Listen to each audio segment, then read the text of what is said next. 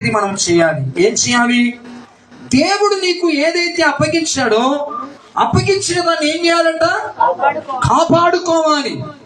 దేవుడు నీకు ఇచ్చిన రక్షణ, దేవుడు నీకు ఇచ్చిన నీతి, పరిశుద్ధత, దేవుడు నీకు ఇచ్చిన సంఘాన్ని ఏం చేయాలి? కాపాడుకోవాలి. దేవుడు నీకు ఏదైతే అప్పగించాడో, ఏదైతే నీకు అప్పగించి ఇచ్చాడో దాన్ని నువ్వు కాపాడుకోవాలి. కాపాడుకున్నప్పుడు అక్కడ దేవుని లేఖనం తెలియజేస్తుంది.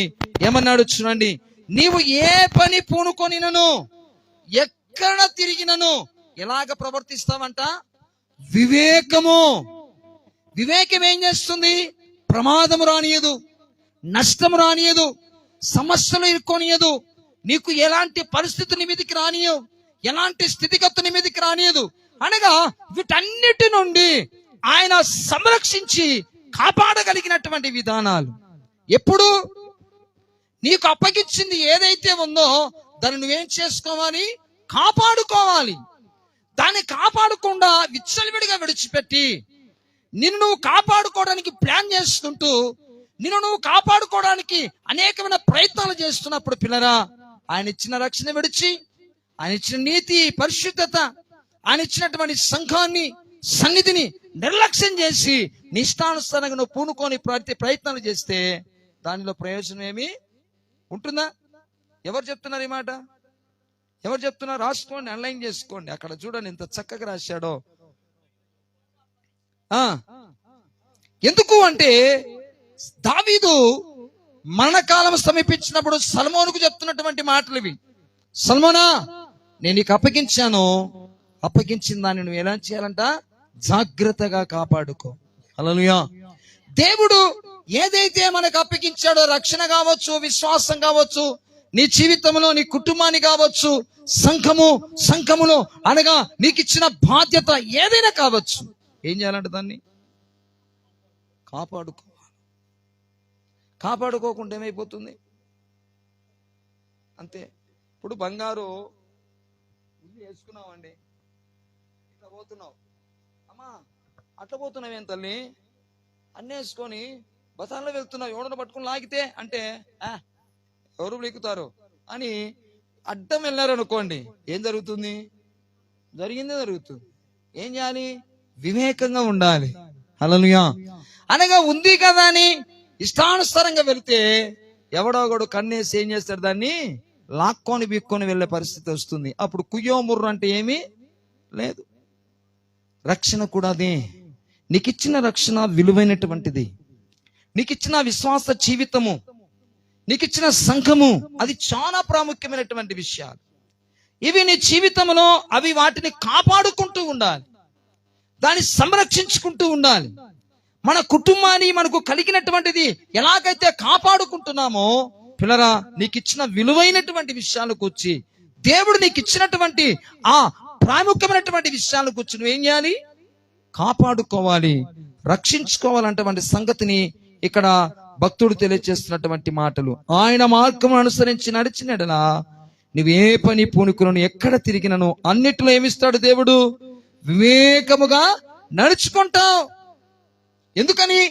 దేవుడు నీకు ఏదైతే అప్పగించాడో, ఏదైతే నీకు అప్పగించి నువ్వు దాన్ని సంరక్షించుకుంటూ కాపాడుకుంటున్నావో నీకు కలిగినదంతా కూడా ఆయన కాపాడుతాడు. హల్లెలూయా. నమ్ముతున్నారా? నమ్ముతున్న వారు ఒకసారి దేవునికి మహిమ చెల్లిద్దాం. హల్లెలూయా, హల్లెలూయా. క్రీస్తునందు పిల్లరా, దేవుడు మనకిచ్చిన వాటిని మనం ఏం చేయాలి? కాపాడుకోవాలి. మనకిచ్చిన బంగారు, డబ్బు ఎక్కడంటే అక్కడ పడేస్తామండి? పడేస్తామా? జాగ్రత్తగా పెట్టుకుంటాం. ఒకవేళ ఇంట్లో ఉంటే కన్నం వేస్తారేమో దొంగలను, ఏం చేస్తాం? బ్యాంకులో పెట్టుకుంటాం. ఎందుకని? సేఫ్గా ఉంటాయి కాబట్టి. ఈరోజు రక్షణ కూడా అది చాలా విలువైనటువంటిది. రక్షణ కూడా చాలా ప్రాముఖ్యమైనటువంటిది. ఈ రక్షణ కలిగినటువంటి విషయాలను మనం గుర్తించలేకపోతున్నటువంటి పరిస్థితులు ఉంటున్నాయి. హల్లెలూయా.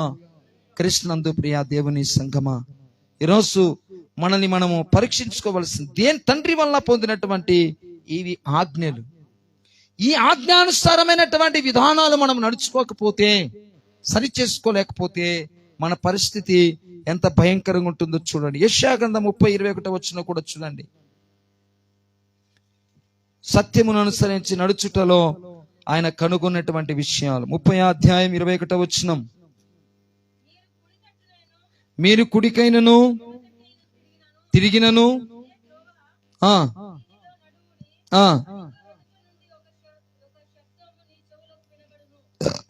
చూడండి, ఇక్కడ ఏమంటున్నారంటే, మీరు కుడి తట్టైనను ఎడమ తట్టైనను తిరిగినను ఇదే త్రోవ, దీనిలో నడువుడి అని నీ వెనక నుండి ఒక శబ్దం నీ చెవులకు వినబడును.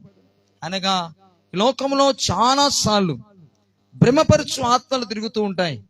చాలా సార్లు మనకు వచ్చినటువంటి కలలు గాని, దర్శనాలు గాని, లేకపోతే కొన్నిసార్లు మన హృదయంలో మనం ఆ రీతిగా ప్రార్థన చేసి పండుకున్నప్పుడు కొన్ని వాక్యలేఖనాలు, ఇవన్నీ కూడా ఏంటంటే ఎలాగొస్తాయంటే దేవుడే మాట్లాడాడు అన్నటువంటి అపోహలు కలిగించేటువంటి ఉంటాయి. అంటే తప్పని లేదు నేను. అయితే దేవుడే గాని ఆ కళ గాని ఆ దర్శనం గాని ఆ వాక్కు గాని ఇచ్చాడు అంటే, ఒకవేళ నువ్వేం చేయాలి? దానికోసం ప్రార్థన చేయాలి. మరలా ప్రార్థన చేయాలి. ప్రార్థన చేసినప్పుడు, ప్రభువా ఇది వచ్చింది, ఇదేంటి?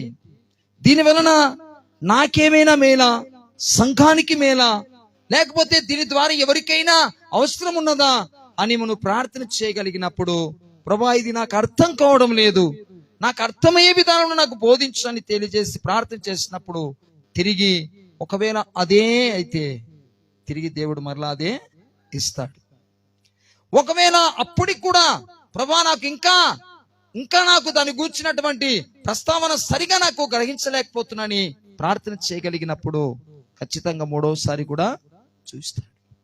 ఇలాగా మన జీవితాల్లో పిల్లల దేవుని సన్నిధిని గూర్చి ఒకవేళ దేవుని చిత్తం కాదనుకోండి, ఇంకోటి బయలుపరపజేస్తాడు, ఇంకోటి మాట్లాడతాడు. ఇలాగా మన ఆత్మీయ జీవితాన్ని తప్పుడు నిర్ణయాలకు తీసుకొని మన విశ్వాసాన్ని, మన భక్తిని భ్రష్టు పట్టించేటువంటి ఆత్మలు మనలో పనిచేస్తున్న ఆత్మ ఏంటంటే భ్రమపరిచే ఆత్మలు. హల్లెలూయా. చాలా సార్లు భ్రమపరుస్తాయి. అవి వెలుగు దూత వేసుకొని వస్తాయి, దేవుని దూతలాగానే కనపడతాయి, దేవుని ప్రత్యక్షలాగా చూపిస్తాయి. అలాగా మనం మోసపోయి మన భక్తి జీవితాన్ని, విశ్వాస జీవితాన్ని భ్రష్టు పట్టించుకున్న భక్తులు అనేకులు ఉన్నారు. హల్లెలూయా. రాసుల గ్రంథంలో మనం చూస్తే ఒక ప్రవక్త దేవునిలాగా వచ్చి ప్రవచిస్తాడు. అయ్యా నువ్వు వెళ్ళు, నీకంతా జరుగుతుందని చెప్పి ఆయన మాటలు నీ మోసపోయి నష్టపోయినటువంటి విధానాలు. హల్లెలూయా. క్రీస్తునందు పిల్లరా, దావీదును కూడా ఒక మాట మనం చూసాం. ఎక్కడ దావీదు ఇదిగో తన రాజ్యాన్ని లెక్క పెట్టమని చెప్పి ఏం చేస్తాడు? సాతానుడు ఆ యొక్క ప్రేరేపణ కలిగిస్తాడు. ఏం చేశాడు? ఆ యొక్క జనాలను లెక్క పెట్టాడు. దేవుని పని ఆగిపోయింది, దేవుని సన్నిధి ఆగిపోయింది, దేవుని ఆ యొక్క కార్యాలు ఆగిపోయాయి. దావీదుకి అర్థం కాలేదు, ఎందుకు ఇలా జరిగిందని చెప్పి, ఎందుకు నష్టం జరుగుతుంది, ఎందుకు నాకు సమస్య వస్తుందని ఆయన ఆలోచిస్తున్నాడు. అయితే ప్రవక్త వచ్చి చెప్పినప్పుడు అంటాడు, ఇదిగో నేను పాపం చేస్తే గొర్రెల్లాంటి ప్రజలు ఏంటి అని పశ్చాత్తాపడినటువంటి పరిస్థితి ఉన్నది. హల్లెలూయా. కాబట్టి క్రీస్తునందు పిల్లరా, ఇక్కడ అదే అంటున్నాడు. ఏమంటున్నాడు? 21వ వచనంలో, మీరు కుడి తట్టైనను ఎడమ తట్టైన తిరిగినను ఇదే త్రోవ, దీనిలో నడువుడని నీ వెనక నుండి ఒక శబ్దము నీ చెవులకు వినబడును. హల్లెలూయా. కాబట్టి పిల్లరా, అనేకమైనటువంటి బోధలు, తప్పుడు యొక్క విధానాలు అనేక రకాలుగా మన ఆత్మీయ జీవితాన్ని భ్రష్టు పట్టించడానికి అనేకమైన పరిస్థితులు వస్తాయి. చాలా సార్లు అమ్మా ఇదిగో దేవుడు ఖచ్చితంగా దీంట్లో ఇస్తాడు, దాంట్లో ఇస్తాడు, అటుపోతే ఇస్తాడు, ఇటుపోతే ఇస్తాడు అని చెప్పి చాలా రకాలుగా మన మనస్సులను ప్రేరేపించి నష్టపరచుకోవలసినటువంటి విధానాలు ఎన్నో ఉంటాయి. దేవుని చిత్తము, దేవుని ప్రణాళిక ఉన్నప్పుడు అది మన జీవితాల్లో నెరవేర్పులోకి వచ్చినటువంటిదిగా ఉన్నది అన్న సంగతిని మనం చూసేవారుగా ఉంటున్నాం. హల్లెలూయా. కాబట్టి క్రీస్తునందు పిల్లరా, ఇర్మియా గ్రంథం 6:16 కూడా చూడండి. ఇర్మియా 6:16,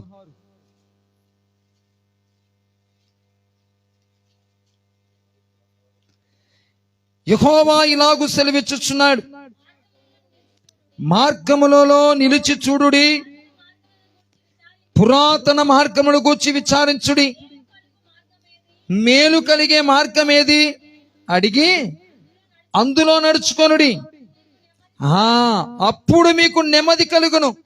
అయితే వారు మేమందరూ నడుచుకోనమని చెప్పుచున్నారు. ఎంత భయంకరమండి! దేవుని లేఖనం తెలియజేస్తుంది. ఇర్మియా భక్తుడు అక్కడున్నటువంటి బెన్యామీను ఆ యొక్క యెరూషలేములో ఉన్నటువంటి వారిని గురించి మాట్లాడుతూ ప్రకటిస్తున్నటువంటి విషయాలు అనగా, యెహోవా ఇలాగు సెలవిచ్చుచున్నాడు, మార్గమును నిలిచి చూడండి, పురాతనమును గూర్చి అనగా విచారించండి, మేలు కలిగే మార్గం ఏదైనా అడిగి అందులో నడుచుకోండి, అప్పుడు మీకేమొస్తుందంట? నెమ్మది కలుగు. హల్లెలూయా. ఎటు పడితే అలాగా. ఈరోజు కొంతమంది సంఘాలు మార్చే విశ్వాసులు ఉన్నారు. సంఘాలు మార్చే విశ్వాసులు. ఆ సంఘంలోకి పోతే వస్తే దీవెన, ఈ సంఘంలో పోతే ఆశీర్వాదం అని చెప్పి ఇలాగ మార్చగలిగినటువంటి విశ్వాసులు ఉన్నారు. హల్లెలూయా. ఇలాగా ఆ సంఘం ఈ సంఘం అని తిరుక్కుంటూ వెళ్తే పిల్లరా గుర్తుపెట్టుకోండి, ఏ సంఘంలో నీకు నెమ్మది రాదు. హల్లెలూయా. హల్లెలూయా. నేను యథార్థంగా చెప్పగలను. ఎందుకంటే ఈ సంఘములో ఏమి లేదు, ఆ సంఘములో ఏమి లేదు.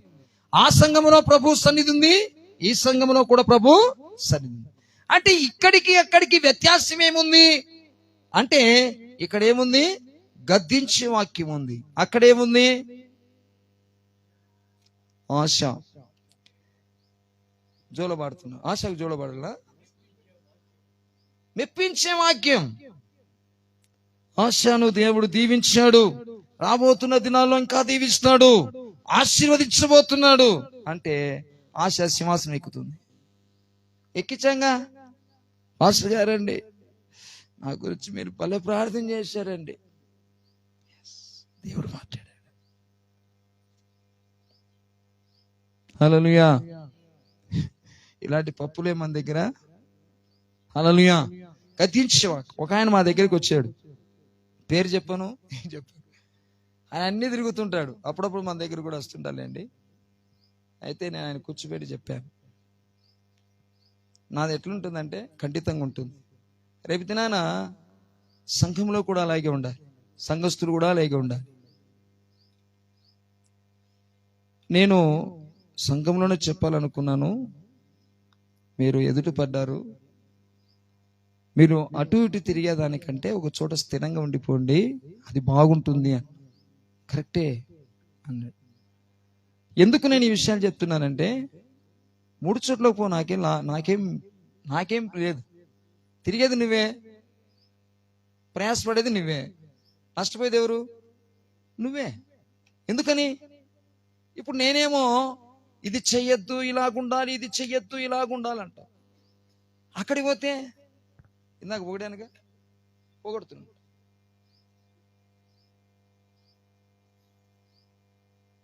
ఏంటి చూశానికి? ఇది చేయొద్దు అని ఇక్కడ, అక్కడేమని పొగడుతుంటాయి. ఇంకా కొంత చోటికి పోతే ఏముంటుంది?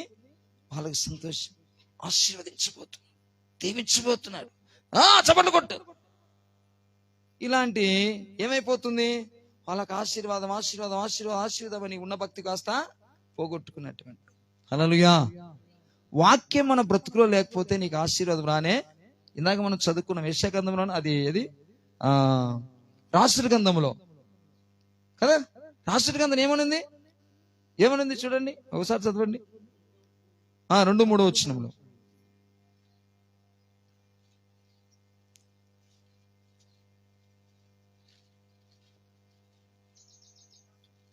రాసు, నీ దేవుడైన యెహోవా నీకు అప్పగించిన దానిని ఇది చాలు. ఇదేం చేసుకోవాలి? మనం కాపాడుకోవాలి. నీకు ఇచ్చిన రక్షణ, నీకు ఇచ్చిన విశ్వాసాన్ని, నీకు ఇచ్చిన సంఘాన్ని, నీకు ఇచ్చిన భక్తిని ఏం చేయాలి? కాపాడుకోవాలి. ఎక్కడ భ్రష్టత్వంలో పడిపోకుండా, ఎక్కడ లోక సంబంధమైన వాటిలో మలినం కాకుండా, ఎక్కడ ఇదిగో నువ్వు ఒక మంచి డ్రెస్ తెచ్చుకున్నావు అనుకోండి, వైట్ డ్రెస్ వేసుకున్నావు అనుకోండి, ఇదిగో బాలు డ్రెస్ వేసుకున్నాడు, వైట్ డ్రెస్. ఇప్పుడు బాలు పోయాడు కూర్చుంటాడా? ఎందుకు? మట్టి అవుతుంది పాస్టర్ గారు, నేను కూర్చోను, నేనే కూర్చుంటా అంటాడు. నేను 80 కూర్చోబోయే అంటే, ఏం పాస్టర్ గారు నా బట్టలు మార్చుకోవాలని అంటాడు. అవునా? అంటే ఇప్పుడు ఆయన ఏం చేస్తున్నాడు? తన వస్త్రాలకి చెప్పండి మట్టి కాకుండా, అంటే మలినము కాకుండా, అలాగా మనకు దేవుడు ఏదైతే అప్పగించాడో అది రక్షణ, సంఘము, నీ భక్తి, నీ కుటుంబము, నీకు కలిగిన సమస్తాన్ని నువ్వేం చేయాలి? కాపాడుకోవాలి. ఇది కాపాడుకోకుండా నువ్వు ఏది కాపాడుకున్నా అది ప్రయోజనం లేనిదే. హల్లెలూయా. నీ భక్తిని నువ్వు కాపాడుకోవాలి, నీ విశ్వాస జీవితాన్ని కాపాడుకోవాలి. హల్లెలూయా. కాబట్టి పిల్లరా, నేను చెప్పాను ఇది కాదు, ఎందుకంటే నా దగ్గర రమ్మని చెప్పను నేను, అది నీ ఇష్టం. అయితే నువ్వు ఎక్కడికి వెళ్ళినా ఒకే చోట ఉండు. హల్లెలూయా.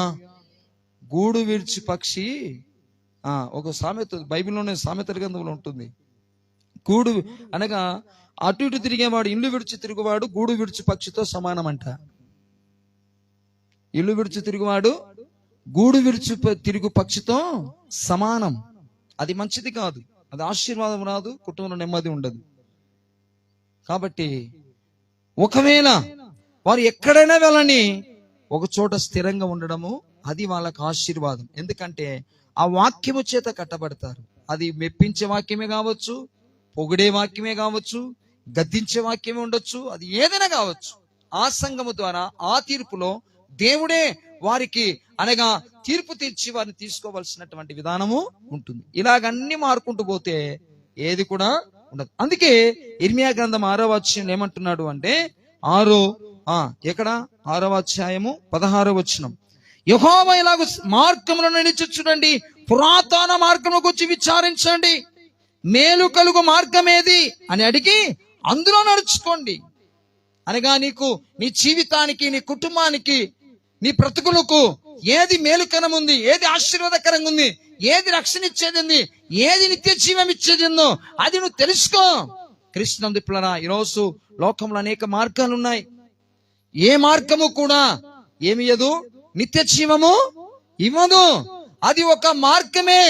యేసుక్రీస్తు తెలియజేశాడు, నేనే మార్గము సత్యము జీవమునై ఉన్నాను, నా ద్వారా తప్ప ఎవడు తండ్రిని చూడడు, పరలోకము చేరాడు. హల్లెలూయా. క్రీస్తునందు పిల్లరా, నేనే మార్గము, ఆయనే మార్గమై ఉన్నాడు. నిత్య జీవం వెళ్ళాలన్నా, స్వర్గం అనే పరలోకం వెళ్ళాలన్నా యేసు ప్రభువే. ఏ మార్గమున ఆయన దగ్గరికి వెళ్ళరు. హల్లెలూయా. అన్ని మార్గములు ఎక్కడ తీసుకెళ్తా నాకైతే తెలియదు, కానీ దేవుని వాక్యం సెలవిస్తుంది యేసు ప్రభువే మార్గమై ఉన్నాడు. హల్లెలూయా. కాబట్టి ఆ మార్గం ఏంటి ఎంచుకోండి అంటే, కొంతమంది అంటున్నారు, ఏమంటున్నారంటే చూడండి, మేము అందులో నడుచుకోవడమని చెప్పుచున్నారు. హల్లెలూయా. మాకు అవసరం లేదండి, మాకు చాలా మార్గాలు ఉన్నాయి, ఎర్రగుంట పోవడానికి, ధర్మవరం పోవడానికి, కాబట్టి ఏదో ఒక మార్గంలో మేము వెళ్తాం, కాబట్టి మేము మాత్రం మీరు చెప్పే మార్గంలో రామంటున్నారు. హల్లెలూయా. దేవునికి స్తోత్రం. హల్లెలూయా. కాబట్టి పశ్చాత్తాపడాలన్నటువంటి దేవుని ఆజ్ఞ. దేవుడు అందుకే అన్నాడు, ఏమన్నాడంటే తండ్రి వల్ల కలిగే ఆజ్ఞ. ఏ ఆజ్ఞ అయితే దేవుడు ఇచ్చాడో, తండ్రి వందనప్పుడు పొందినటువంటి ఆజ్ఞ ప్రకారము వారు నడుచుకున్నటువంటి వారైతే సత్యములో ఉంటారు వాళ్ళు. హల్లెలూయా. సత్యాన్ని అనుసరించే వారుగా ఉంటారు. సత్యము వారు అనుసరించినప్పుడు దేవుని నియమాలను, కట్టడలను నెరవేర్చుకోగలిగినటువంటి వారుగా ఉంటారు అన్న సంగతిని ఉదయకాల సమయంలో ప్రభు మనతో మాట్లాడుతున్నటువంటి విషయం. కాబట్టి పశ్చాత్తాపడాలన్న దేవుని ఆజ్ఞ. అపొస్తలుల కార్యం 17:30 వచనం చూడండి. 17:30 అపొస్తలుల కార్యములు 17వ అధ్యాయం 30వ వచనం.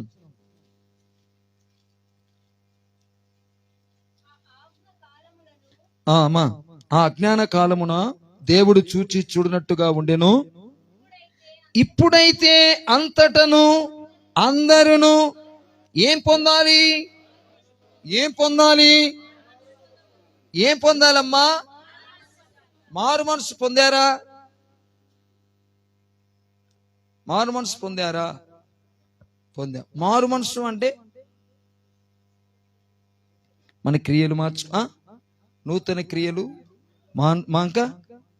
మారు మనసు అన్న అటువంటిది ఏంటంటే మన మనసు మారాలి, మన బుద్ధి మారాలి, మన మనసు మారాలి. మనసు మారింది అన్నదానికి సూచన ఏంటి అంటే, మరలా పాతవి మనసులోకి వచ్చాయంటే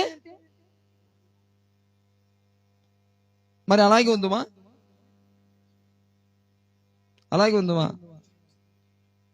హల్లెలూయా. రాలేదా? హల్లెలూయా. రాలేదా? వస్తూనే ఉన్నాయి.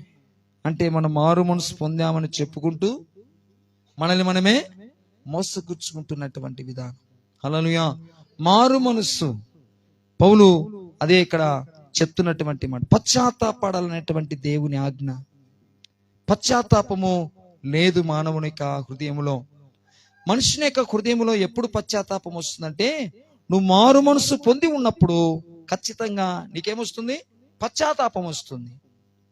యెషయా దేవుని సన్నిధిలో ప్రార్థన చేస్తూ ఆరాధన చేస్తూ ఉన్నాడు.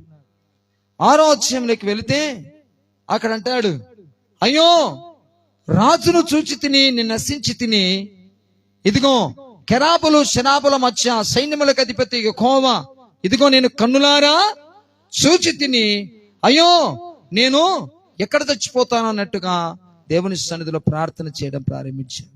పశ్చాత్తాపడుతున్నాడు, కేకలేస్తున్నాడు.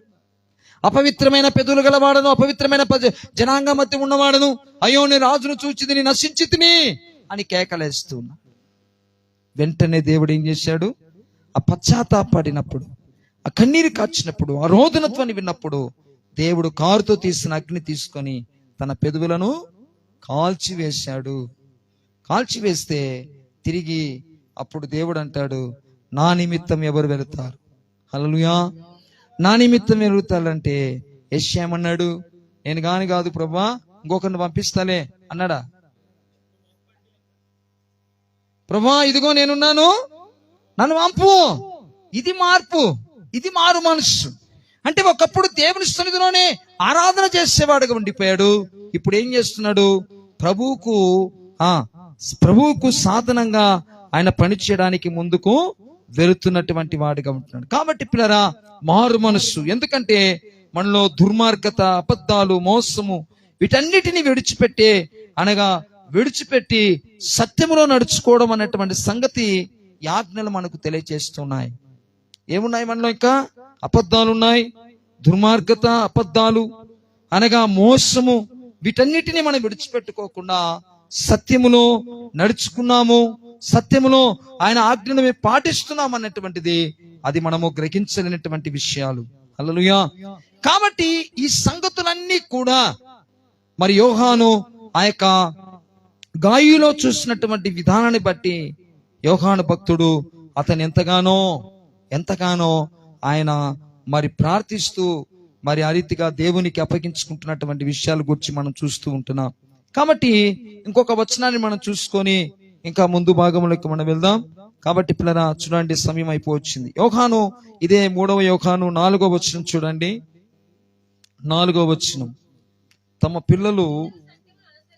నా పిల్లలు సత్యమును అనుసరించి నడుచుకొనుచున్నారని,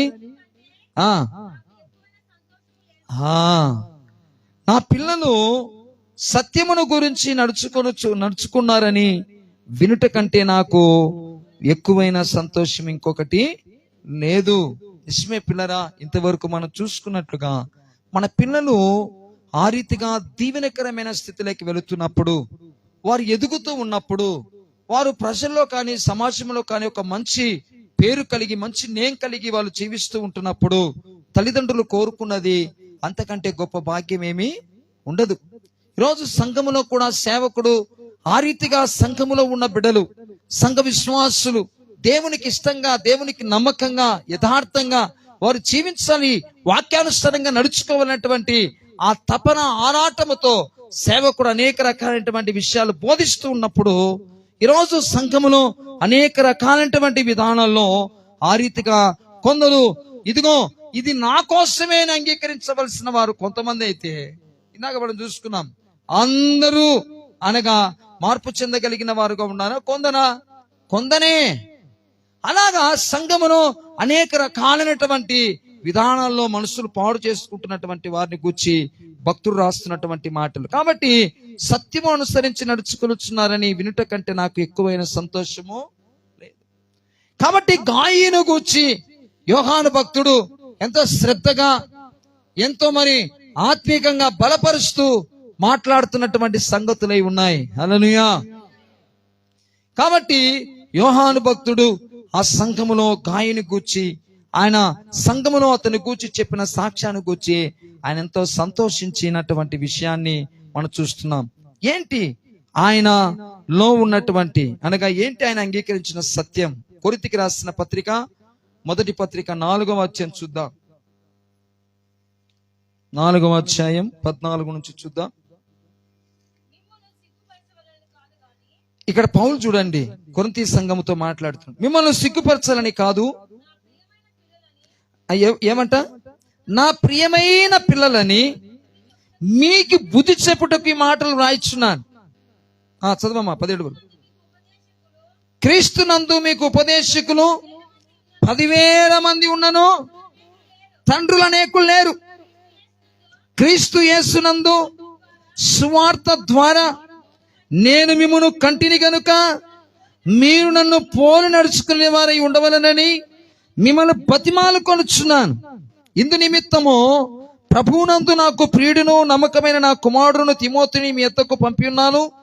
అతడు క్రీస్తునందు నేను నడుచుకొను విధమును అనగా ప్రతి స్థలములోను ప్రతి సంఘములో నేను బోధించు విధమును మీకు జ్ఞాపకము చేయను. హల్లెలూయా. కొన్నిసార్లు కొంతమంది తల్లిదండ్రులు వారి పిల్లల విషయంలో మనం చూస్తాం. ఏంటంటే పిల్లలు అక్కడ ఉన్నప్పుడు ఆ పిల్లలు వారు చేసేటువంటి క్రియలు చూసి ఖచ్చితంగా తల్లిదండ్రుల యొక్క గుణాలను చెప్తారు లేదా? చెప్తారు. ఒరే కరెక్ట్ సేమ్ వాళ్ళ నాయనకున్న లక్షణాలు వీళ్ళలో ఉన్నాయిరా, వారి తల్లికున్నటువంటి లక్షణాలే అమ్మాయికి ఉన్నాయి అని మాట్లాడుతూ ఉంటారు. అవునా కదా? అవునా కదమ్మా? ఎందుకని అంటే వారి తల్లిదండ్రుల్లో ఏ లక్షణాలు అయితే ఉన్నాయో అవి మంచి ఏమి ఉండొచ్చు, చెడ్డ అయి ఉండొచ్చు, లోకానుసారంగా అయినా ఉండొచ్చు, ఆత్మీయంగా ఉండొచ్చు. నేను 2 విషయాలు చెప్తున్నాను. మంచిదేనే అనగా ఒకవేళ తల్లిదండ్రులు ఆ రీతిగా ప్రవర్తించి ప్రయోజనకరమైన విధానంలో వాళ్ళు వెళ్తున్నప్పుడు పిల్లల్లో ఆ క్రియలే కనపడతాయి. హల్లెలూయా. అనగా తల్లిదండ్రులు సరైనటువంటి అవగాహన లేనటువంటి లోకానుసారంగా ఉన్నారనుకోండి, అది కూడా పిల్లల్లోనే కనపడుతుంది. కాబట్టి పిల్లల యొక్క స్వభావాన్ని వారి క్రియా జీవితాన్ని చూసినప్పుడు నిజంగా సేమ్ వాళ్ళ తండ్రి లేకపోతే వాళ్ళ తల్లికున్నటువంటి పోలికలు లేకపోతే క్రియలే కనపడుతున్నాయి అన్నటువంటి విషయాన్ని మనం చూస్తూ ఉన్నాం. పౌలు కూడా అదే ఇక్కడ సంఘానికి తెలియజేస్తున్నటువంటి లేఖనాలు. ఏమంటున్నాడు చూడండి, పౌలు అంటున్నాడు, మిమ్మల్ని సిగ్గుపరచాలని కాదు గాని నా ప్రియమైన పిల్లలని మీకు బుద్ధి చెప్పుటకు ఈ మాటలు రాస్తున్నాను. అంటే ఇదిగో ఫలాని తిమోతిని చూశారా, ఎంత చక్కకున్నాడో, మీకు అసలు కొంచెం బుర్రందా అని మిమ్మల్ని నిష్ఠురపరచాలని కాదు, నిందించాలని కాదు, లేకపోతే ఇదిగో ఫలాని వారండి ఎంత బాగా ఇచ్చేస్తారండి, మీకు అసలు కొంచెమైనా ఇది లేదా అని అంటే ఇప్పుడు మనకేమైపోతుంది, పాస్టర్ గారు వాళ్ళు ఎక్కువ బాగా ఇచ్చేస్తున్నారని వాళ్ళ గురించే పొగుడుతున్నాడు. అవును కదా? కాబట్టి మనం ఏమీ పట్టించుకోలేదు కాబట్టి మనల్ని గురించి మాట్లాడుతున్నారు. హల్లెలూయా. ఆ భావం వస్తుందని పౌలు ఎంత చక్కగా ప్రేమతో ఆ లెటర్ రాస్తూ ఉన్నాడు. ఎవరంట మీరు? నా ప్రియమైన పిల్లలని మీకు బుద్ధి చెప్పుటకు, మీకు బుద్ధి కలిగి ఉండడానికి ఈ మాటలు రాస్తున్నాను. అంతేగాని మీ మనసులు గాయపరచాలని కాదు, మీ మనసులు కఠినపరచాలని కాదు, లేకపోతే ఇదిగో మీరు అలాగా నిష్ఠూరపరచాలని కాదు, కానీ ఇవి నేను మీకు ప్రేమతో రాస్తున్నటువంటి మాటలని చెబుతూ ఆయన అంటున్నటువంటి మాటలు చూడండి. క్రీస్తునందు మీకు ఉపదేశకులు 10,000 మంది ఉన్నను, తండ్రులు అనేకులు లేరు. ఇప్పుడు మన పిల్లలు మన ఇంట్లో ఉన్నారనుకోండి, 2 ఏట్లు వేస్తే వాడు పారిపోయి పక్కింట్లో ఉన్నాడు అనుకోండి, పక్కింట్లో ఉన్న వాళ్ళు ఏం చేస్తారు? ఫోన్లే బిడ్డ, అమ్మనాయనే కదా, కాళ్ళే బిడ్డ, ఆంటీ మీరు మాట్లాడినట్టు కూడా మా మమ్మీ మా డాడీ మాతో మాట్లాడలేదు, కొడుతున్నారు మా డాడీ అంటే అన్నారు అనుకోండి. ఎంతసేపు బుద్ధగిస్తారు వాళ్ళు? 1 రోజు 2 రోజులు పోనీ ఒక 4 రోజులు అనుకోండి, అలాగే బుద్ధగిస్తారు వాళ్ళు. రే మాటి మాటికి ఇదేంద్ర పంచాయతీ నీది, ఏదో కొట్టారు అమ్మ నాయన నీకు అన్ని తీసుకొచ్చారని పో మేము చెప్తా పోతాకైతే అన్నాను అనుకోండి, పోతూ పోతూ వాడేమంటాడు, నువ్వు కూడా అంతే కదా అంటే. అవునా కదండి? తండ్రులు అనేకులు లేరు. తండ్రి ఏం చేస్తాడు, తల్లిదండ్రులు ఏం చేస్తారు, కడుపులో దాచుకుంటారు. హల్లెలూయా. బిడ్డల యొక్క పరిస్థితులను సమస్యలు చూసినప్పుడు తల్లిదండ్రులు ఏం చేస్తారు, కడుపులో దాచుకుంటారు. ఒకవేళ కొడుకు దొంగ అయ్యాడనుకోండి, కొడుకు తాగుడు పోతాడే అనుకోండి, ఎవరైనా వచ్చమ్మా నీ కొడుకు ఇలాగంటే, అమ్మా మా తెలిసిపా చెప్తున్నా గాని అందరి పిల్లలు లేరా, నా కొడుకే కానొచ్చాడు నీకు అంటారు లేదా? అంటారా? వాళ్ళ ముందర రే తాగేవరా నీ అబ్బా అని కొడతారా? ఏమ్మా నేను కొట్టలేదు, ఎందుకు ఏడుస్తున్నావు? నేను ఊరికి చెప్తున్నాను అంతే, నిన్నేం కొట్టలేదు. వాళ్ళమ్మ కొట్టిందా? దేవుని స్తోత్రం. నేనైతే కాదు. హల్లెలూయా. అర్థమవుతుందా? అంటే అలా కొట్టరు. ఏం చేస్తారు, పిల్లలను తన పిల్లలు కాబట్టి, తన కుమార్తెలు కాబట్టి కడుపులో దాచుకుంటారు. వాళ్ళు చేసిన తప్పైనా కడుపులో దాచుకొని ఏం చేస్తారు తెలుసా, బిడా అది కాదు సమాజం చూడు, అది చూడని చెప్పి వారికి ఏం చేస్తారు, బుతికిస్తారు. సంఘములో ఉన్న సేవకుడు అంతే.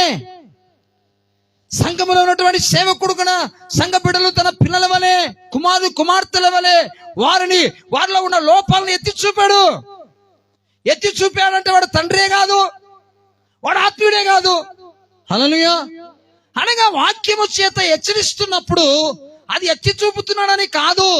ఈ మాట దేవుడు నా కోసమే రాసించాడు, నేను సరి చేయబడ్డానికి, నేను సరి చేసుకొని దేవునికి లోబడాలని, ఆయన ఆజ్ఞానుసారంగా బ్రతకాలని, బ్రతికితే నాశనం అనే నా కూపంలో వెళ్లకుండా నిత్య జీవంలోకి వెళ్ళాలని నా కోసమే రాశాడు దేవుడు అని గ్రహిస్తే మనం బుద్ధి కలిగిన వాళ్ళం. గ్రహించలేకుండా పాస్టర్ గారే నా మీద అనేకమైన మాటలు మాట్లాడడానికి ఎంచుకున్నాడండి అనుకున్న వాళ్ళకి ఏం చేయలేము. హల్లెలూయా. బుద్ధి కలగడానికి ఈ మాటలు రాస్తున్నానండి అని పౌలు కొరింథీ సంఘాన్ని హెచ్చరిస్తున్నాడు, కొరింథీ సంఘాన్ని ఆదరిస్తున్నాడు. ఉపదేశకులు చాలా మంది ఉంటారు, సువార్త చెప్పడానికి వస్తారు. మన దగ్గర కూడా చాలా మంది వచ్చారు కదండి, వచ్చాలేదా? వచ్చిన వాళ్ళందరి వాళ్ళ దగ్గర వెళ్ళి పాస్టర్ గారు ప్రార్థన చేయండి, సరే మీ ఫోన్ నెంబర్ ఇస్తారా? మన వాళ్ళు ఎవరు లేదు, దేవుని స్తోత్రం. కొన్ని సంఘాల్లో ఉన్నారు, ఫోన్ నెంబర్ ఇస్తారా? ఫోన్ నెంబర్ తీసుకుని, పాస్టర్ గారండి రాత్రి అంతా నొప్పులండి, తట్టుకోలేకపోయామండి, ప్రార్థన చేస్తారా? పాస్టర్ గారు రాత్రి పాస్టర్ చెప్పలేదా మొన్న? తల్లి మాటికి ఫోన్ చేస్తావే, ఫోన్ పెట్టే. ఆయన ఎవరు? పాస్టర్ గారు ఎవరు? ఆయన సువార్థికుడు. సంఘాలను బలపరచడానికి దేవుడు ఆయనకి ఇచ్చిన దర్శనం. లాజర్ పాస్టర్ గారికి సేవకులను సంఘాలను బలపరచడానికి దేవుడు ఇచ్చిన దర్శనం అది. సంఘాలను బలపరుస్తుంటాడు. సేవకులు కొంచెం ఎక్కడైనా వాళ్ళు ఆత్మీకంగా ఎదగలేకనో, లేకపోతే సంఘాల్లో ఇంకా అభివృద్ధి చెందడానికి వాళ్ళు ఉన్నప్పుడు వారికి తోడ్పాటుగా వాళ్ళు ప్రార్థన చేసి బలపరిచి, వాక్యము చేత బలపరిచి ప్రోత్సహించగలిగినటువంటి వారు. మొన్న మన దగ్గరకు వచ్చింది ఎందుకంటే పాస్టర్ మీటింగ్ కోసమే వచ్చారు మన వాళ్ళు. ధర్మవరం ప్రాంతంలో అందరికీ తెలుసు పాస్టర్ గారు. కాబట్టి ఆయన గూర్చి అందరు విన్నారు కాబట్టి తిరిగి ఆయన ద్వారా పాస్టర్ మీటింగ్ లోకి ఆహ్వానించుకున్నారు. అందుకే సోమవారమే రాకోకుండా ఆదివారం మేము కూడా దీవించబడాలని అదే పనిగా వాళ్ళని ముందు రోజు నేను నడిపించాను. కాబట్టి వాళ్ళు తండ్రులు కాదు వాళ్ళు. అనగా కొన్నిసార్లు కొంతమంది గురించి చెప్తే నాకు నవ్వు వస్తుంది, బాధ కూడా వస్తుంది. కొన్నిసార్లు కొంతమంది వాళ్ళు అలాగ ఉండిపోతారు. ఉండిపోయినప్పుడు అయ్యా ఇదిగో మీ విశ్వాసులు ఇట్లా అంటే వాళ్ళు అంటారు, వాళ్ళ కోసం ప్రార్థన చేశాం అంతే అన్నట్లుగా ఉంటారు. ఎందుకని? వారికి భారం ఉండదు. వాళ్ళకి ఏంటంటే ప్రార్థన చేశాం, వాళ్ళను ఏదో చేశాం, ఆ రీతిగా వాళ్ళు దీవించబడాలంటగా తెలియజేస్తారు. కానీ తండ్రి అనగా సంఘములో సేవకుడు ఆత్మీయంగా తండ్రి ఏం చేస్తాడంటే ఏ గొర్రె ఎలాగుంది అని పరీక్షిస్తూ ఉంటాడు. హల్లెలూయా. నువ్వు బలహీనంగా ఉన్నావా? ఏ విషయంలో నువ్వు బలహీనంగా ఉన్నావు, దేని విషయంలో బలహీనంగా ఉన్నావో ప్రార్థన చేస్తాడు సేవకుడు. రెండవది వాక్యం చేత హెచ్చరిస్తాడు. కొన్నిసార్లు వాక్యముతో గద్దించడానికి ప్రయత్నం చేసినప్పుడు వారిలో సేవకుడు గ్రహించే విషయం ఏంటంటే దీన్ని తీసుకుంటారా తీసుకోరన్న విషయం కూడా సేవకుడు గ్రహిస్తాడు. కొన్నిసార్లు తీసుకునే వారి యొక్క ఆ ఆలోచన కూడా వారికి ఉండదు కొంతమంది. ఎందుకంటే వారి యొక్క మనోభావాలు అలాగుంటాయి. దేవుడు అలా తలంపులు ఇస్తూ ఉంటాడు. హల్లెలూయా. కాబట్టి తండ్రులు చాలా మంది ఉండను అనగా ఉపదేశకులు చాలా మంది ఉంటారు. టీవీలో వాక్యాలు వింటుంటారు. కొంతమంది టీవీ వాక్యాలు, సెల్లు, యూట్యూబ్ వాక్యాలు విని వాటికే దాసోహమై జీవితాల్లో నష్టపోయినటువంటి వాళ్ళు కూడా ఉన్నారు. హల్లెలూయా. కాబట్టి ఏది విన్నా మనం ఏం చేయాలంటే సంఘములో సేవకుడు నీ సంఘములో నీకు ఏది బోధిస్తున్నాడో అది నీకు క్రమమైనటువంటి విధానాన్ని నేర్పిస్తుంది. అంతేగాని ఒక కుటుంబం ఉందనుకోండి, కుటుంబంలో ఒక ఏముంటుందంటే ఒక పద్ధతి ఉంటుంది, క్రమం ఉంటుంది. తల్లిదండ్రులు వారి పిల్లలు వారు ఉన్నటువంటి విధానం, వారికున్న కోరికలు, వారికున్న ఆలోచనలు, వారి పిల్లలకు ఉన్నటువంటి లక్షణాలు, ఇవి వారు ప్రతిరోజు నిత్యము మాట్లాడుకుంటూ చేసుకుంటూ ఉంటాడు. పిల్లలు పక్కింట్లోకి వెళ్ళి పక్కింటోళ్ళు వాళ్ళు ఇలా చూసుకుంటారు, వాళ్ళు అలా తెచ్చుకుంటున్నారు, వీళ్ళు అలా తెచ్చుకుంటున్నారు అని వచ్చి ప్రతిసారి మనకి సోది చెప్పారనుకోండి, ఏమొస్తుంది? కోపం వస్తుందా? అవునానా వాళ్ళు తెచ్చుకున్నారా, మనం తెచ్చుకుందాంలే అంటావా? హల్లెలూయా అంటావా? అనము. ఎందుకు? అది మనది కాదు. ఇప్పుడు వాళ్ళ విధానాలు వేరు, మన విధానాలు వేరే ఉంటాయి. కాబట్టి చాలా సార్లు తల్లిదండ్రులుగా మన పిల్లలకు బోధించే విధానాలు, లోకానుసారంగా ప్రవర్తించేటువంటి పిల్లలు ఉన్నారు. వాళ్ళ ఇష్టానుసారంగా వారు ప్రవర్తిస్తుంటున్నప్పుడు మనం వారిని పోల్చుకొని ఉండగలిగిన విధానాలు మనలో ఉండవు. కాబట్టి సంఘము కూడా అదే. కాబట్టి ఆత్మ సంబంధమైనటువంటి పిల్లలకు వచ్చి పౌలు చక్కగా మాట్లాడుతూ వారికి హెచ్చరికలు చేస్తూ ఉంటున్నాడు. కాబట్టి అనేకులు లేరు, క్రీస్తు యేసునందు సువార్త ద్వారా నేను మిమ్మల్ని కంటిని కనుక మీరు నన్ను పోలి నడుచుకున్న వారై ఉండవలనని మిమ్మల్ని బతిమాలు కొనుచున్నాను. హల్లెలూయా. కాబట్టి పిల్లరా, పౌలు అంటున్నాడు నన్ను పోలి నడుచుకొనుడి. ఎందుకు పౌలు ఆ మాట అన్నాడంటే వారిని స్వార్థ ద్వారా కన్నాడు కాబట్టి వారిని బట్టి వారు నడుచుకోవలసిన వారై ఉంటుంటారు. అనగా సంఘములోని సేవకుడు ఎలా ప్రవర్తిస్తున్నాడు, ఎలా మాట్లాడుతున్నాడు, ఎలాగా ఆయన కొన్ని నిర్ణయాలు తీసుకుంటున్నాడు, ఎలా తీర్మానాలు చేస్తున్నాడు, ఏ రీతిగా ప్రార్థన చేస్తున్నాడు, ఎలాగ వాక్యం తెలియజేస్తున్నాడు, ఎలాగ ఆయన సమాజంలో తిరుగుతున్నాడు, ఎలాగా ఆయన సమాజంలో ఏ రీతిగా ఆయన ఆలోచిస్తున్నాడు అన్న విషయాలను విశ్వాసులకు ఏం చేయాలి? మనము తెలుసుకోవాలి. హల్లెలూయా. తెలుసుకోవాలి. మన పిల్లలు మనల్ని గమనిస్తూ ఉంటారు, తల్లిదండ్రులను. హల్లెలూయా. తల్లిదండ్రులుగా మన పిల్లలు మనల్ని గ్రహిస్తూ ఉంటారు, మన ఆలోచనలు చూస్తూ ఉంటారు, మనం తీసుకునే నిర్ణయాలు, ఫ్యామిలీలో కానీ మన వ్యక్తిగత విషయాల్లో మనం ఏ నిర్ణయాలు తీసుకుంటుంటామో పిల్లలు గుర్తిస్తూ ఉంటారు. మీకు తెలుసో తెలియదు, నాకు తెలియదు, కానీ నేను గమనిస్తూ ఉంటాను. పిల్లలు అనుకుంటాం కానీ వారు పిల్లలు కదా అని కాదు. మనం తీసుకుంటున్న తీర్మానాలు, ఆలోచనలు, కొన్నిసార్లు పిల్లలు కూడా మనకు ఆలోచనలు ఇస్తూ ఉంటారు. కారణం ఏంటి తెలుసా? వాళ్ళు మనల్ని గుర్తిస్తున్నారు కాబట్టి. హల్లెలూయా. చాలాసార్లు మన ఆలోచనలు అలాగా ఉంటాయి. అనగా ఎటు పడితే అలాగా ఆలోచించి మన మీద ఇది చేయరు, ఎందుకంటే మనల్ని గమనిస్తున్నారు కాబట్టి. ఆ విషయానికి వస్తే నేను ఒక మాట చెప్పాల్సి వచ్చింది. చెప్పాలో లేదో కానీ నాకు తెలియదు, కానీ చెప్పేస్తాను. అనగా జెర్సన్ టోపీ అడిగాను నన్ను. టోపీ 200 అనుకోండి. టోపీ అడిగాడు. సర్లేరా తీసిస్తాలే అన్నా. అని నాకు కూడా టోపీ లేదు అప్పుడు. తిరుగుతున్నా తెద్దాం అని దగ్గర 4 రోజులు గడిచింది. ఓ రోజు పాస్టర్ గారు ఏం చేశారంటే, గ్రెస్ బ్యాంక్ దగ్గరికి రా అన్నాడు. కమిటీ బ్యాంక్ది కొంచెం వర్క్ ఉంటే అక్కడికి వెళ్ళామన్నాడు. పోయినాం, పని చేసుకున్నాం. గ్రెస్ ఈ టోపీ లేదా అన్నాడు. లేదు సార్ అన్నా. సరే అని చెప్పి అదేది ఫ్యాషన్ షో దాంట్లోకి తీసుకెళ్ళాడు. తీసుకెళ్ళి గ్రెస్ ఈ టోపీ బాగుంటుందా, నీకు ఇది కావాలా, ఈ కలర్ కావాలంటే ఇంకా సర్లే అని చెప్పేసి ఆ కలర్ ఒకటి ఉంటే తీసుకున్నా, వచ్చేసిన.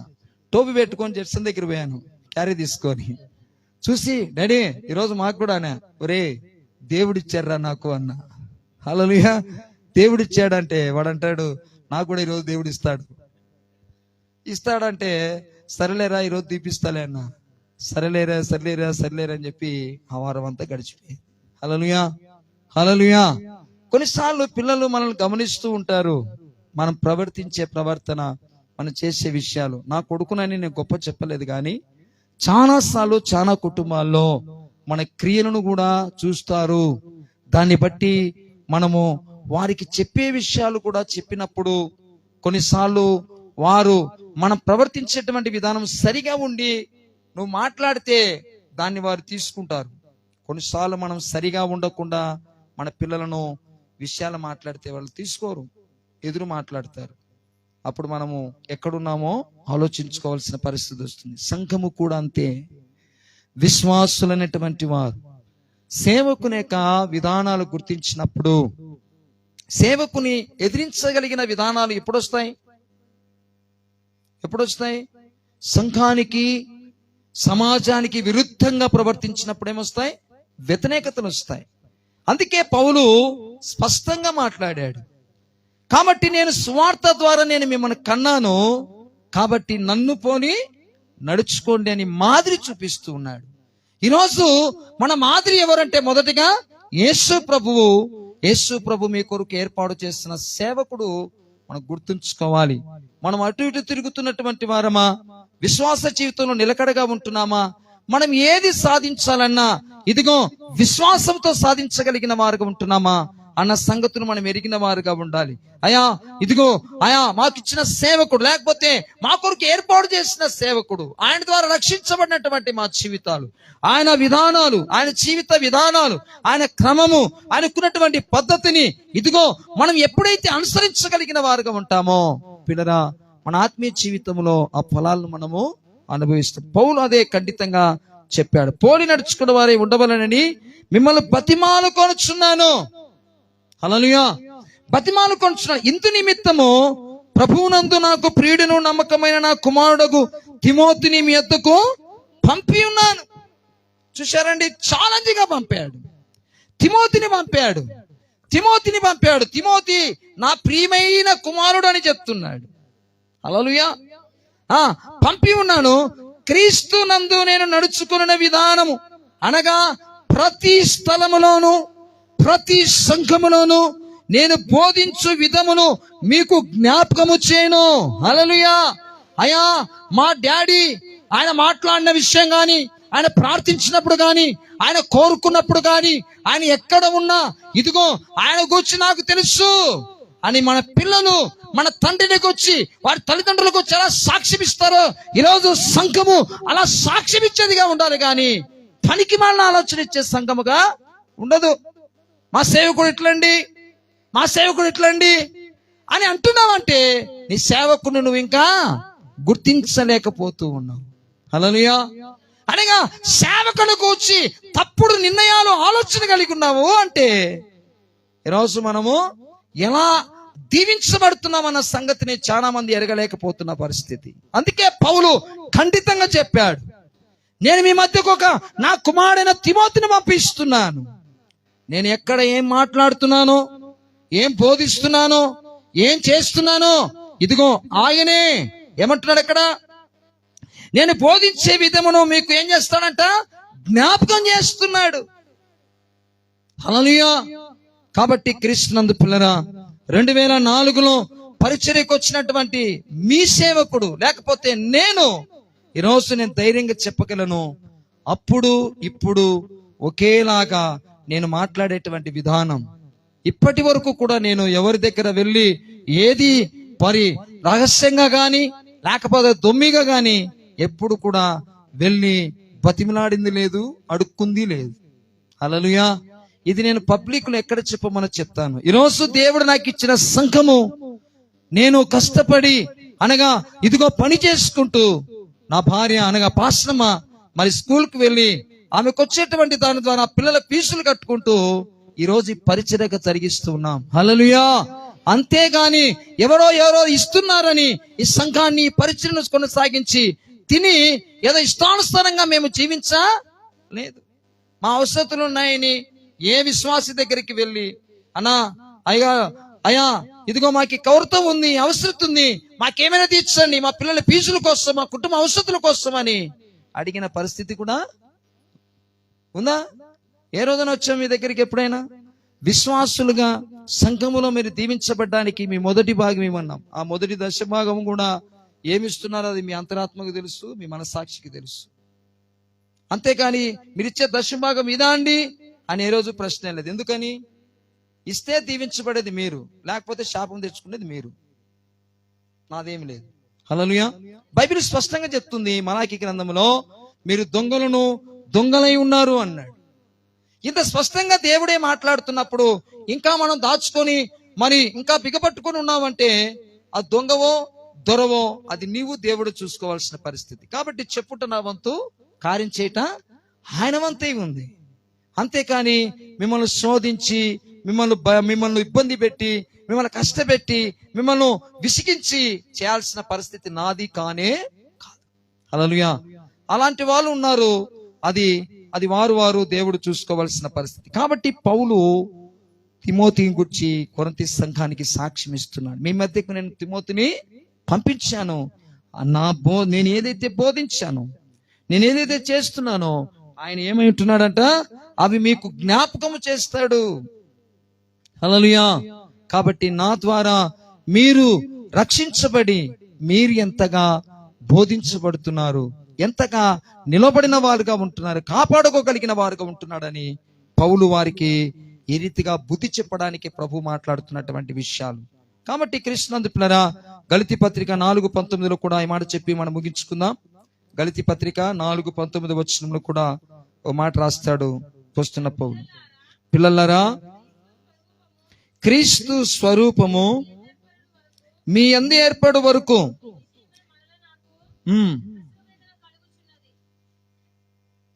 మీలో ఏం చూడాలనుకున్న పౌలు గలతీ సంఘముతో ఏమంటున్నాడంటే, మీలో క్రీస్తు స్వరూపము మీ యందు ఏర్పడు వరకు మీ విషయమే మరలా నాకు ఏమొస్తుందంట, ప్రసవ వేదన. అంటే మీరు సంఘములో చేర్చబడ్డానికి, రక్షణ పొందడానికి నేను మొదటిగా ఏం పడ్డాను? ప్రసవేదన పడ్డాను. ప్రసవ వేదన పడినటువంటి తల్లి బిడ్డనగా అంటుంది. బిడ్డ వృద్ధిలోకి రాలేకపోతే తల్లి మళ్ళీ ఏం చేస్తుంది చెప్పండి? మీ పిల్లలు బాధల్లోనో సమస్యలోనో సరిగా బుద్ధి లేక అజ్ఞానంగా ఉన్నారనుకోండి, ఏం చేస్తారు? మీరు దుఃఖపడతారా, బాధపడతారా, ఆవేదన పడతారా? ఏం చేస్తారు?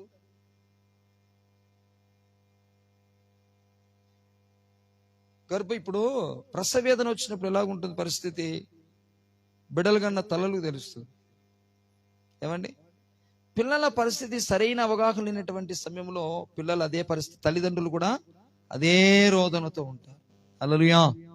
కాబట్టి విశ్వాసులు సరైనటువంటి అవగాహన లేకుండా సంఘములో ప్రవర్తిస్తున్నప్పుడు సేవకునికి ఉండేటువంటి పరిస్థితి కూడా అదే పౌలు గలతీ సంఘానికి తెలియజేస్తున్నాడు.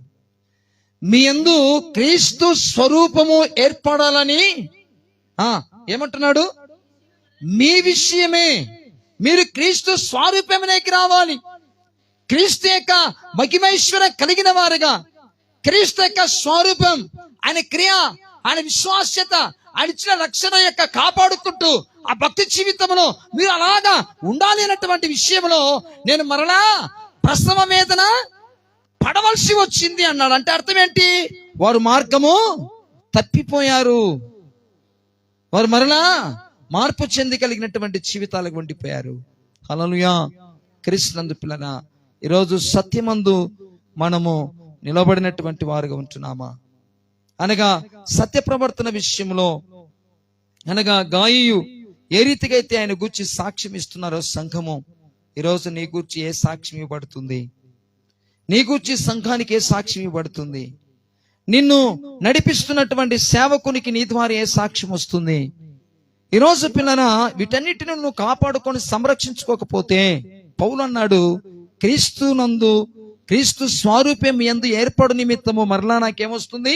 ప్రసవేదన పడవలసి వస్తుందేమో అన్నాడు. అంటే అర్థం ఏంటి?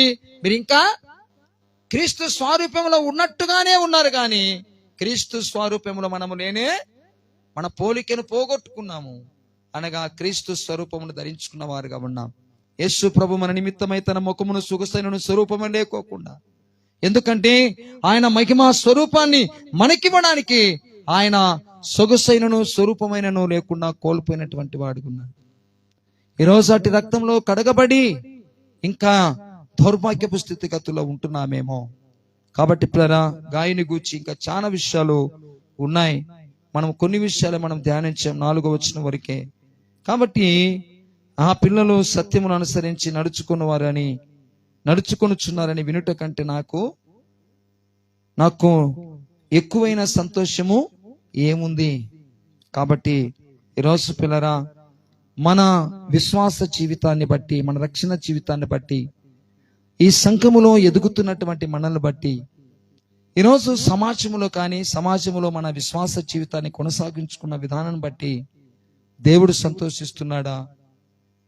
ఒకవేళ దేవుడు సంతోషించి ఈరోజు ఈ రీతిగా ఆత్మీయ జీవితంలో ఎదుగుదల అవుతూ, సంఘములో బోధించబడుతూ, ఈ రీతిగా సంఘము ద్వారా ఆదరించబడుతూ, మరి మీ సేవకునికి మీ ద్వారా సంతోషం కలిగించే విధానాలు మీ విశ్వాసమును బట్టి, మీ రక్షణ బట్టి, మీ నీతిని బట్టి, పరిశుద్ధతను బట్టి ఆ రీతిగా సంతోషం పుట్టించగలిగిన క్రియా జీవితం మనలో ఉన్నాయా?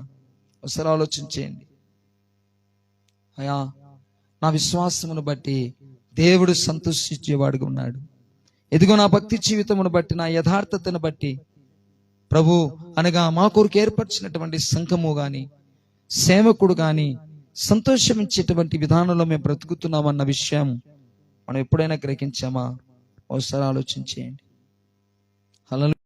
కాబట్టి పిల్లరా, యోహాను పత్రిక 3వ పత్రికలో యోహాను భక్తుడు రాస్తున్నటువంటి లేఖనాల్లో అనేక సత్యాలను గురించి మనం నేర్చుకున్న విషయాలు.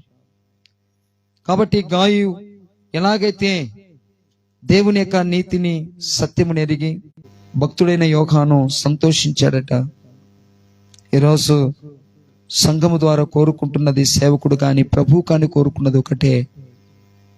మీరు పొందిన రక్షణ భాగ్యం ఏదైతే ఉందో అది లోకములో అలాగా మనం ప్రవర్తించి బ్రతికినప్పుడు, అలా జీవించినప్పుడు పిల్లరా, మనల్ని చూచిన ప్రజలు ప్రభును వెంబడించేవారుగా ఉంటారు. ప్రభును వెంబడించినప్పుడు ప్రభు సంతోషించేవాడుగా ఉంటారు. సంఘములో చేర్చబడుతున్నప్పుడు సంఘములో సేవకుడు సంతృప్తి చెందేవాడుగా ఉంటాడు. ఇదిగో నేను బోధించిన బోధ, ప్రకటించబడుతున్నటువంటి వాక్యం, ప్రార్థించిన ప్రార్థన, దేవుడు నాకు అప్పగించినటువంటి బిడల విషయాల్లో దేవుడి రీతిగా వృద్ధిని కలుగ చేస్తున్నాడని, ఆ రీతిగా సంతోషాన్ని హర్షించేవాడుగా ఉండగలిగిన పరిస్థితి. కాబట్టి పిల్లలు పెరిగి పెద్ద అవుతున్నప్పుడు, వారు ఒక మంచి స్థానంలో ఉన్నప్పుడు, వారి ద్వారా తల్లిదండ్రులకు కానీ మరి కుటుంబానికి కానీ ఏమాత్రం ప్రయోజనం లేకపోతే తల్లిదండ్రులు ఎంత దుఃఖపడతారు, ఎంత బాధపడతారు. ఈరోజు సంఘముతో రక్షించబడి, సంఘములో సభ్యులుగా మనం చేర్చబడి, రక్షణ పొంది, మారు మనసు పొందామని చెప్పి ఆయన శరీరమును రక్తమును తినుచు తాగుచు సంఘములో తన శరీరమును ఒక భాగాలుగా ఉండిపోయినటువంటి ఈరోజు దేవుని బిడ్డలుగా పిలువబడుతున్నటువంటి మీ జీవితాల్లో సంఘానికి ఏమైనా మేలుకరమైనది ఉన్నదా? సంఘానికి వృద్ధి కలిగించే విధానాలు ఏమైనా ఉన్నాయా? సంఘం యొక్క విస్తరించే విషయంలో ఏదైనా ఆలోచన ఉన్నదా? మన గూర్చి మనం ఆలోచన చేస్తున్నాం, కాదంటలేదు. ప్రభు యొక్క క్షేమాభివృద్ధి యందు మనం ఆసక్తులై ఉన్నంత కాలం దేవుడు మనకిచ్చిన రక్షణ విషయంలో ఇది ప్రాముఖ్యమైన అంశం అని ఎరగలేకపోతున్న ప్రియబిడ్డ, ఎన్నో లేఖనాలు ఉన్నాయి. కాళ్ళు లేక, నడవడానికి శక్తి లేక, రోగంతో పడి ఉన్నటువంటి శ్రీదేవి అనేటువంటి ఒక స్త్రీ గురించి మనం సాక్ష్యం విన్నాం. ఆమె క్రీస్తును కలిగి ఉన్నటువంటి లక్షణాన్ని బట్టి తన శరీరాన్ని తానుగా శుద్ధి చేసుకోలేని పరిస్థితిలో ఉన్న తన తండ్రి ప్రతిరోజు స్నానం చేసి కూర్చుండబెట్టేవాడు. అలాంటి స్థితిలో ఉన్నటువంటి ఆమె పాస్టర్ గారు వచ్చినప్పుడు, పాస్టర్ గారు నా గురించి నాకేం బాధ లేదు, ఏంటమ్మా నడవలేవు, కూర్చోలేవు, కనీసం నీకు నువ్వుగా తినలేవు, శరీరం అంతా కూడా ఇలాగ అయిపోయింది, మాట్లాడేది తప్ప ఏమి లేని పరిస్థితుల్లో నీకేం బాధ లేదంటావేంటి? అవును పాస్టర్ గారు, ఎందుకంటే నేను యేసయ్యని ఎరిగి ఉన్నాను,